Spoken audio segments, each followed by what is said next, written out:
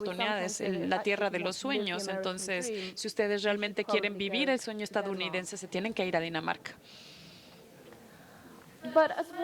Pero, bueno, con esto yo espero haberlos convencidos, no solamente de que la desigualdad del ingreso está vinculado con muchos problemas sociales y de salud, y que las diferencias entre los países con mayor igualdad y menor desigualdad es muy grande. Desde que escribimos este libro y desarrollamos esta panorama de la relación con la desigualdad, otras disciplinas, otros investigadores empezaron a ver otro tipo de resultados. Y en particular, se trata de economistas del desarrollo, expertos en el desarrollo económico, que ven como la alta desigualdad ralentiza el crecimiento económico, creando más inestabilidad, llevando a una mala eficiencia comparado con los países donde hay mayor igualdad, donde hay mayores oportunidades para un crecimiento sostenido. Bueno, entonces ahora le voy a volver a pasar el micrófono a Richard para que él concluya. Y no te voy a echar a perder lo que vas a decir. Te voy a dejar que lo digas tú. Bueno, hemos mostrado estos datos para los países ricos con algunas excepciones, que hemos incluido América Latina y México, pero esperamos que con eso, bueno, vean que existen las mismas fuerzas que están relacionadas con la desigualdad. Esto aplicaría para todos los países. Hay cientos de investigaciones de nuestros colegas donde ven cómo está la salud de la población y qué relación tiene esto con la desigualdad en los ingresos y también la relación con la violencia, por ejemplo, y confirmaron que estas relaciones sí funcionan en todos los niveles del desarrollo. La diferencia es que para países donde hay menos desarrollo, siempre tenemos que ver que tenemos que mejorar el nivel de vida de estos países. Los países ricos, bueno, ya no necesitan mayor crecimiento económico. Entonces ellos no tienen que hacer un gran esfuerzo por ello. Las relaciones que les mostró Kate se han hecho a todos los niveles, con excepción del bienestar de los niños, donde les mostró el cambio en el bienestar de los niños que estaba relacionado con los cambios en la desigualdad. Sin embargo, hay muchas más investigaciones. Estábamos tratando de demostrar un conjunto de relaciones de la forma más sencilla y más clara posible. Para nosotros era importante porque mostraba una nueva evidencia, porque resumía de una forma muy sencilla un panorama que hemos estado conformando en este rompecabezas de la epidemiología, la relación entre la desigualdad y la salud de la población. Bueno, hay muchas investigaciones publicadas en los 60s, en los 70s. Han habido publicaciones sobre la desigualdad de los ingresos y la violencia, pero sí es un panorama que ha existido desde hace 30, 35 años. No es algo que depende de la evidencia de nuestro libro. A veces nos critican diciendo que nosotros estamos pretendiendo formar este rompecabezas por nosotros mismos, cuando ya han habido personas que han hecho estos estudios. Pero bueno, aquí tenemos una gráfica de los cambios en la desigualdad de los ingresos. La gráfica de arriba son los cambios en la mortalidad. Después de 3 años empezamos a ver un deterioro en la salud, y la gráfica inferior es el efecto cumulativo de una desigualdad creciente en los años subsiguientes. Muchas veces los cambios de la desigualdad de año a año es pequeño. Esto significa que en vez de que la esperanza de vida de forma general mejore, lo que significa es que la mejora en la esperanza de vida es más lenta, digamos. Pero pareciera como si los efectos de la desigualdad en la salud empieza a ser aparente después de 3 años y se acumula hasta 12 años después. Y bueno, obviamente el lapso de vida será diferente en cada uno de los resultados, pero esta imagen, esta gráfica que les estamos mostrando nos permite comparar, por lo menos entre ciertos países, los niveles de abuso de drogas, de salud, salud mental en relación con la desigualdad de ingresos, porque con esto nosotros demostramos algo que la gente ya había intuido desde hace muchos años, incluso antes de las revoluciones. Mucha gente sabía que la desigualdad es divisiva y es corrosiva socialmente. Y con estos datos, lo único que estamos haciendo es confirmar esta intuición. Esa relación es mucho más cierta de lo que nosotros imaginábamos. Y bueno, cuando vemos los cambios a lo largo del tiempo, hay muchas publicaciones que estudian los ingresos por individuo o la educación por individuo. Muchos datos de muchos países tienen, bueno, pues el ingreso. Podemos tomar una muestra de la población y podemos conocer los ingresos de cada una de las personas en esa población, y con eso podemos predecir el índice de muerte basado en estos ingresos, y también podemos ver si hay un efecto contextual adicional en esta desigualdad después de que ya uno tomó en cuenta todos los datos individuales. Y bueno, hay el British Medical Journal hizo una publicación sobre este tipo de estudios y los diferentes modelos y las diferentes gráficas. Y con esto, bueno, se ha logrado una buena contribución en esta disciplina. Bueno, ahora hablemos a quién le afecta la desigualdad. Kate mostró la escala de las diferencias en el desempeño entre los países con mayor igualdad y menor desigualdad en una gráfica.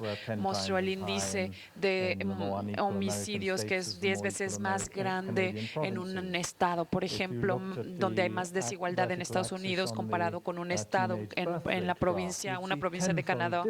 Vemos diferencias de hasta 10 veces, por ejemplo, en los niveles, por ejemplo, en los embarazos entre los adolescentes, dependiendo de si es un país con mayor o menor desigualdad. Entonces, vemos estas situaciones en donde vemos que en algunos estados de Estados Unidos se gasta más en prisión y en educación universitaria, y vemos estos problemas tan raros. Y luego vemos en el Reino Unido, donde vimos un incremento en la población en la cárcel, pero el índice de crimen cayó. Entonces, bueno, podemos hacer un análisis de todos los gastos, pero estas diferencias no son tan grandes por ejemplo, con la enfermedad mental o con otras medidas, o factores, elementos. Pero estas diferencias son grandes porque no solamente a los pobres les afecta la desigualdad. Hace un rato les mostré un histograma, es decir, había un histograma de la esperanza de vida en pequeñas áreas del Reino Unido, bueno, de Inglaterra y de Wales, y bueno, veíamos la desigualdad. Nosotros todos pertenecemos a esta digamos, gráfica en cuanto a el impacto de la desigualdad. Con esto, bueno, podemos inferir que todos nos vemos afectados por esta desigualdad, y tenemos estudios que pueden estudiar la desigualdad entre la jerarquía en unos países donde hay mayor desigualdad. Esta es una investigación un poco vieja sobre, bueno, las desigualdades entre los salarios dependiendo de las clases sociales, y queríamos saber si era muy grande. Entonces, en la sociedad suiza veíamos las diferencias entre los niños, por ejemplo, en Suecia y en Inglaterra, por ejemplo. Aquí tenemos la mortalidad del infante, donde el padre era un obrero. Aquí tenemos obreros menos capacitados. Aquí tenemos obreros que no, por ejemplo, bueno, empleados que no son obreros, es decir, profesores, etcétera. Y acá tenemos a los dueños de compañías, profesores de universidad, doctores, abogados, etcétera. Y vemos que para Inglaterra y para Wales la mortalidad es mucho más alta en todos los niveles de la sociedad, pero que en Suecia, Suecia es un país donde hay más igualdad, los niveles son menores, o sea, la diferencia es menor. Entonces pareciera que hay ventajas al vivir en una sociedad más igualitaria. Tenemos varios datos, varias fuentes de datos que pueden mostrar esa misma evidencia. Y desde que publicamos nuestro libro hemos estado recolectando algunos de ellos. Podemos darles 10, 12 ejemplos de este tipo de gráficas en donde vemos que el gradiente social es mucho más profundo en sociedades más desigualdades. Aquí tenemos educación entre los jóvenes, es decir, entre 16 y 25 años. En Suecia, Canadá y los Estados Unidos. Y aquí podemos clasificarlos no por la clase social, sino por el nivel educativo de sus padres. Aquí a la derecha vamos a ver a los hijos de los padres que tuvieron mucha educación, 10, 15 años de educación de escuela.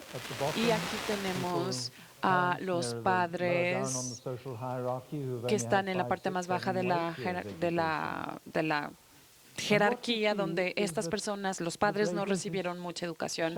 Entonces vemos que la diferencia es menos profunda en Suecia, hay menos diferencia en esta gráfica, como por ejemplo de la educación.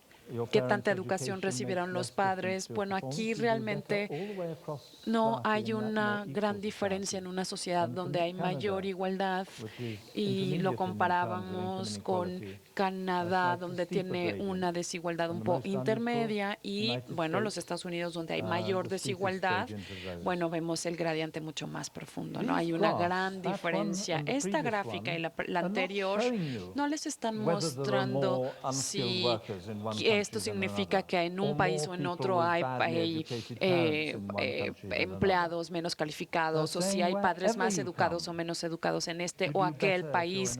Es decir, que lo que quiere decir estos datos es que ustedes se van a desempeñar mejor en un país donde hay menor desigualdad. Vean en la parte superior de Suecia y la parte superior de Estados Unidos. De todas maneras, la persona que está hasta arriba en Suecia va a estar mucho mejor que la persona que está hasta arriba en Estados Unidos. Obviamente que hay problemas, hay violencia, problemas mentales, etcétera, hasta arriba, pero no sabemos si tomamos o sacamos 1% de los más ricos o 1/10 de los más ricos. No tenemos datos en salud mental, problemas de salud, etcétera, entre esas personas, pero sí podemos decir que 95% de estas personas pues se desempeñan mejor en sociedades más igualitarias, y eso tiene que ver con cómo nos comparamos nosotros en relación con el resto de la sociedad en esos países. Bueno, esta es una imagen que ya les mostró Kate y que resume nuestro argumento. Hay muchos problemas pareciera que están relacionados con una pequeñita cosa que es la desigualdad de ingresos. Pero es más fácil entender esto cuando vemos que todos estos problemas son presentes en los gradientes sociales o en las clases sociales. Es decir, que esto no tiene que ver con el estatus social en nuestra sociedad. Ya sabemos dónde la violencia está peor, en qué parte de la ciudad y dónde la salud está peor. Siempre va a ser en las personas más marginales. Pero lo que estamos tratando de decir es que el problema está relacionado relacionado con la condición de los individuos dentro de una sociedad y va a aumentar si la sociedad es más desigual y disminuir si esta sociedad es menos desigual. Lo que hace la desigualdad del ingreso es que hace que las personas se sientan más poderosas cuando tienen más poder, son más ricas en una sociedad más desigual, y que las personas más pobres se sientan más pobres cuando están en una sociedad desigual. Es decir, cómo nos posicionamos en relación con los demás. En vez de pensar en la desigualdad de los ingresos como una nueva escuela de pensamiento, hay que pensarlo más bien como indicadores de los efectos de las clases sociales. No importa si vivimos en una sociedad altamente jerárquica como a la izquierda o menos altamente jerárquica como la imagen de la derecha. Esto afecta la calidad de las relaciones sociales, es decir, qué tanta confianza nos tenemos los unos a los otros. Lo que Kate les decía acerca del encarcelamiento, los años que una persona tiene que estar en la cárcel, será más justo, habrá más empatía en la escala más alta de la jerarquía o menos empatía. No, más bien tiene que ver mucho con la calidad de las relaciones sociales en esa sociedad en específico. Entonces, para mí, las diferencias materiales, las diferencias en la riqueza y en el ingreso son como el marco o la plataforma en la que todos los marcadores sociales se construyen, en la condición social se construye, es decir, lo que determina en qué parte del pueblo, de la ciudad vamos a vivir, qué tipo de educación recibe usted, qué tipo de empleo va a encontrar, y todos estos tipos de resultados, es decir, qué tipo de libros va a leer usted, qué tipos de películas va a ver usted, y todo esto relacionado con los gustos. Y bueno, los sociólogos siempre han señalado esto, es decir, la forma en que usamos el dinero para expresar nuestra posición social. A menudo yo pienso, cuando la gente piensa en el ideal de crear una sociedad sin clases, por ejemplo, muchos primeros ministros, después de que ganan una elección en el Reino Unido, salen en Downing Street en Londres y dicen: yo quiero crear una sociedad en donde no haya diferencia de clases, y de incluso primeros ministros que son conservadores, pero sin reconocer que no puedes hacer esto a menos de que reduzcas la diferencia entre los ingresos de estos diferentes estratos sociales. No se puede. Les dije que íbamos a hablar de los efectos psicosociales de la desigualdad en vez de los materiales, los impactos materiales, es decir, mayores muertes, etcétera. Desde que escribimos nuestro libro, bueno, se publicó una investigación muy importante que estaba estudiando todos los diferentes tipos de enfermedades mentales y los desórdenes de la personalidad, que, bueno, estos muestran que están relacionados con un sistema de dominación. Humanos, como muchos animales, tienen un módulo en el cerebro de cómo vamos a manejar la jerarquía social y los estratos sociales. Y para entender estas relaciones necesitamos entender esta jerarquía de la dominancia entre los simios, por ejemplo. Esto tiene mucho que ver con la psicología del desarrollo, y con esto podemos explicar por qué las diferencias en el ingreso que crean estos rangos, estas diferencias de rango, nos impactan a nosotros sentimentalmente, psicológicamente. Y bueno, por lo menos pensé que les podría mostrar esta diapositiva en donde México para que muestre la posición de México en relación con otros países. Yo creo que las medidas de las desigualdades en el ingreso en estos países son tan confiables, pero bueno, si vemos la parte de hasta arriba, donde están las sociedades con mayores desigualdades en los ingresos, están África del Sur. Vean la salud en relación con el PIB, los niveles de violencia, etcétera. Es lo que ustedes esperarían. México está acá en esta parte de la escala. Aquí tenemos África del Sur, Brasil, Chile, India, Rusia, México, Indonesia, Turquía, China y bla, bla, bla. Y ya empezamos a entrar dentro de los países europeos y los países occidentales en Europa hasta los países escandinavos. Entonces, en cuanto a lo que les hemos dicho, pues esperaríamos una diferencia entre los problemas sociales de cada país, porque hay una mayor desigualdad en los ingresos de estos países. Y bueno, estas son gráficas que hicimos con datos no tan confiables, pero sí parece que las diferencias en los ingresos ha disminuido en muchos de los países latinoamericanos entre 2000 y 2010. No sé qué tan cierto sea después del 2010, pero parece que varias investigaciones llegan a las mismas conclusiones. Aquí tenemos a México. En este periodo en específico, ustedes disminuyeron la desigualdad un poquito. El porcentaje anual es solamente una reducción del 1% en la desigualdad en ese periodo, en esa década. Aquí tenemos Salvador, Argentina, Perú, Venezuela, México, Brasil. Entonces, es una tendencia general hacia la disminución de las desigualdades en América Latina, pero con altos niveles de desigualdad.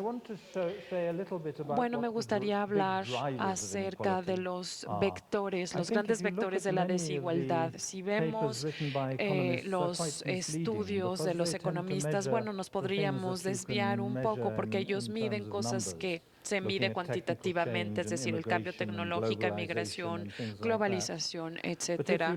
Pero si vemos la gran diferencia entre la desigualdad, aquí incluimos países ricos, pero bueno, es algo que se puede implementar en India y en otros países. El patrón es este. Tenemos altas desigualdades hasta que, bueno, hasta por ahí de los 30 se estabilizó y luego empieza a declinar la desigualdad. Y bueno, aquí deja de disminuir en los 70s y a partir de los 80s ustedes empiezan a ver este crecimiento moderno de la desigualdad. Pero este patrón es un patrón común. Bueno, lo encontramos en Suecia, pero lo podemos encontrar en India y en muchos otros países. Yo con esto sugiero que tenemos este fortalecimiento y debilitamiento de todos estos movimientos sociales, laborales, socialdemocráticos de los sindicatos en todos estos países diferentes. Es decir, esta voz de las sociedades. Y conforme estos movimientos se debilitaron en los 70s y los 80s, bueno, llega el pensamiento neoliberal y empiezan a crecer las desigualdades. Y es por eso que vemos este crecimiento de la desigualdad que nos lleva de vuelta a los niveles de los años 20 o al inicio, inicios de ese siglo.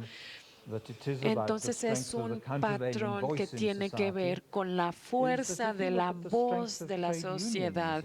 Vean también los resultados con los sindicatos y la presencia de los sindicatos en estas sociedades. Esto también está relacionado con la desigualdad en los salarios. Este es un estudio de la OCDE entre el 66 y el 94.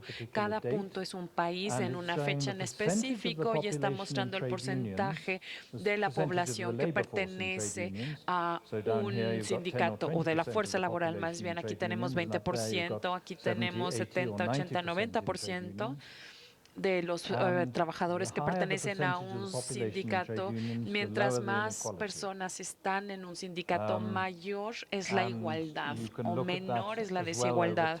Y lo podemos estudiar a lo largo del tiempo. He visto estas gráficas para muchos países y esta es la desigualdad de los ingresos que ya les mostré para los Estados Unidos, cómo cae rápidamente al inicio del siglo, pero luego empieza a crecer a partir de los 80.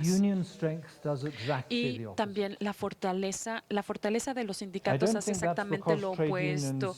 Y no estoy diciendo que los sindicatos son la cosa más importante, sino que les ayudan a igualar los ingresos. El pertenecer a un sindicato es algo que nos indica la fortaleza de la voz de la sociedad. Es decir, un desafío o una oposición al pensamiento neoliberal, una nueva forma de gestionar la sociedad, una propuesta de un nuevo orden para la sociedad. Y bueno, ¿qué ha pasado? Lo que ha pasado en muchos países es que no es que los pobres están cada vez más pobres y se rezagan cada vez más, sino que los países más ricos avanzan cada vez más rápido. Aquí vemos las diferencias de los ingresos entre los 350 empresas estadounidenses más importantes. Vemos que esto está mucho más pronunciado en los Estados Unidos. Esta gráfica nos muestra la diferencia de los ingresos entre el presidente, dueño de una empresa, entre estas 350 empresas estadounidenses y el empleado con el salario más bajo. Aquí, 1999. Aquí las diferencias entre la posición más alta y la más baja era 25 veces más alto que un obrero. Pero en la primera década de este siglo vimos que había 10 veces más, es decir, 300, 400 veces mayor salario que un empleado, que un obrero. Y bueno, yo creo que con esto vemos que hay una falta de democracia. Estas personas que están en la posición más alta tienen un pensamiento neoliberal y piensan que pueden hacer lo que quieren hacer. Y bueno, yo creo que una solución para este problema es fortalecer estas limitaciones democráticas dentro de la economía. Y hay dos formas para reducir la desigualdad en los salarios. Una es que, bueno, empecemos a redistribuir los salarios imponiendo altos impuestos en los que ganan más dinero. Y eso es algo que hacen los países escandinavos. Pero también hay otra forma de hacerlo, es decir, empezar con pequeñas diferencias en los ingresos del mercado. Y yo creo que esa es una forma más importante para poder resolver la desigualdad. Y mi sugerencia sería, bueno, tenemos que realmente preocuparnos porque haya una mayor democracia económica.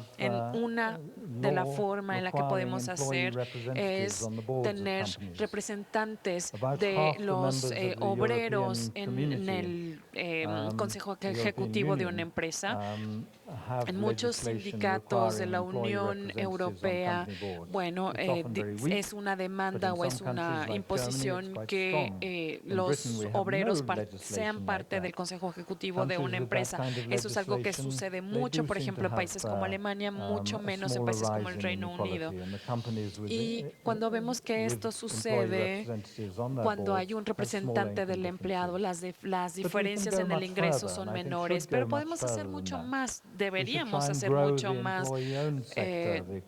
Deberíamos incrementar el sector laboral en la economía, que con esto vamos a redistribuir la riqueza.